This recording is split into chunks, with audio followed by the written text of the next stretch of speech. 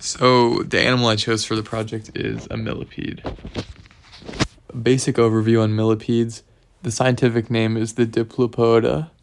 Kingdom is animal. Clade is protostome, which is a type of animal where the mouth develops before the anus.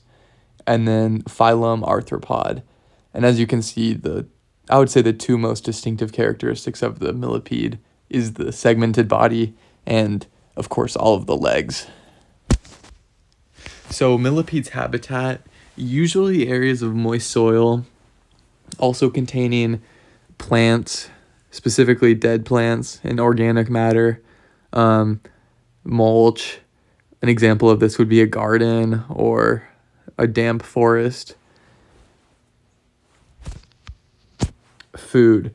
So the reason millipedes do tend to be in those more moist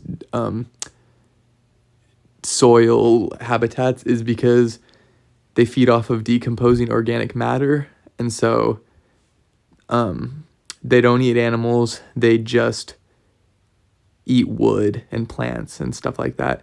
So they use their mandibles, which break down materials and make it easier to ingest, and then they have glands inside of their mouths that excrete a food softening liquid to break down harder materials and make it digestible for the millipedes.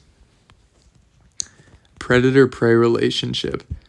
Because they just scavenge for decaying material, they're not predators for anything.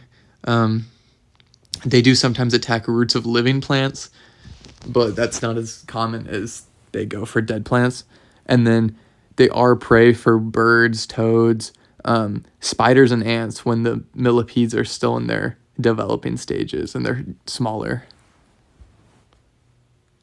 Evolutionary traits. So because they're arthropods, they do have the segmented body, which is very distinctive. They also have jointed appendages, all their legs with joints in them. They have a hard external skeleton that's composed of chitin, which just makes it harder, gives them more support, protection. They have a ventral nerve cord for sensation to the brain.